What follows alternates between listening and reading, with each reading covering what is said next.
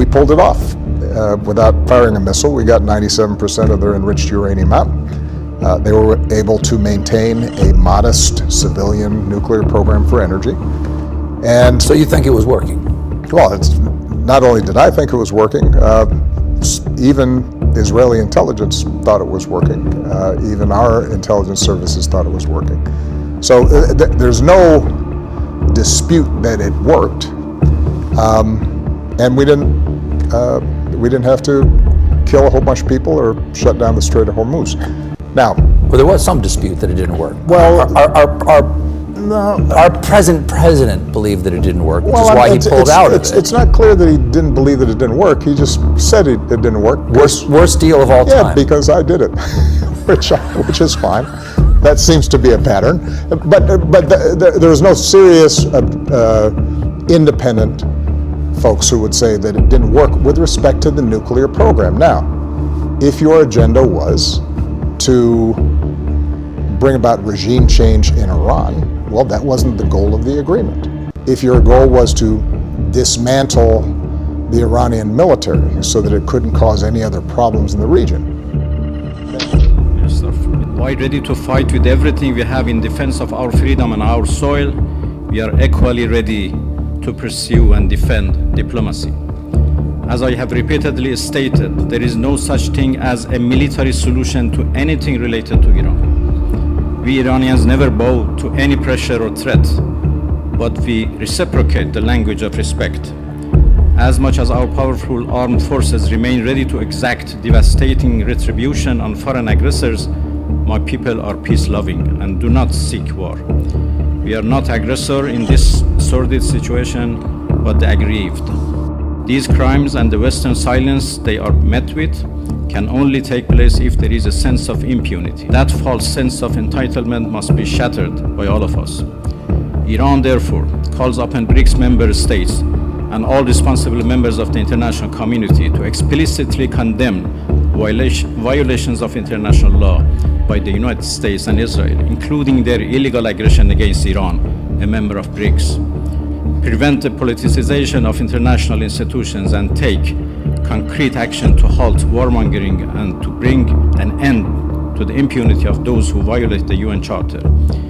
Those who pursue reckless adventures may believe it furthers their geopolitical interests, but as consumers and governments around the world now sense and understand, regional instability is a lose-lose proposition for all sides, including the aggressors.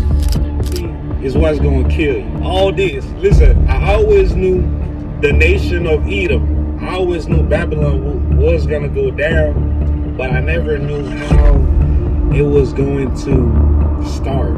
It's all because of jealousy. Think about it. The fish bait, been there, swingling around. Babylon is the fish swimming around, right? So the bait, been there. So it's just that it took the last president. Listen, I believe so. It took the Trump to hate on Obama because we all know what. Because listen, he's the only guy that he ever talks about that's on his mind. He wants to outdo his deals with Iran. And it all causes to fall down apart. You know what I'm saying? My Lord, I can't believe it.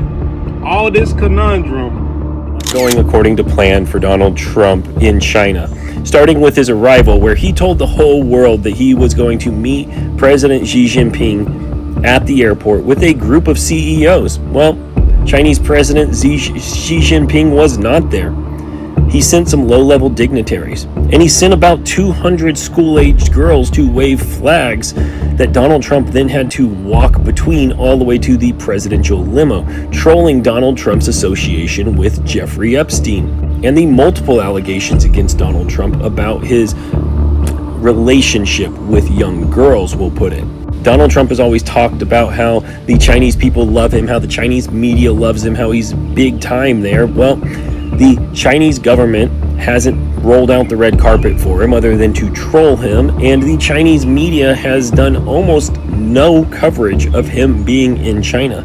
In fact, they've covered other things more than him. He's not even front page headlines. And this just shows how far Donald Trump has made the United States fall, because even when he went last time in 2017, he at least made the front page of all of the local news in China. They're doing what I believe most media should do, and that's just ignore Donald Trump and his bombastic nature, because when Donald Trump doesn't get attention, he lashes out and he messes up, and he's went there to negotiate a trade deal. Listen, like I said, I always knew Babylon was gonna fall down, but I never knew exactly how it was gonna start, because I already knew Babylon got a whole bunch of enemies, right? But it'll take the right thing. I think we are in the fifth. The fifth seal has been opened. The fifth seal has been opened, and I believe in the sixth seal we'll be in war. We'll be in the mix of Armageddon, which is the sixth seal.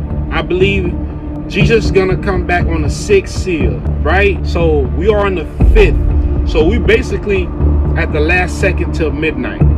Okay, understand that. So United States just found out their favorite weapon doesn't work anymore. For the last few years, the US have been trying to choke out Iran's economy with these massive sanctions, basically telling the whole world, if you buy their oil, we will destroy your businesses. And a few days ago, they targeted a bunch of Chinese oil refineries, froze their assets, and told them to stop buying. Do you know what Xi Jinping did?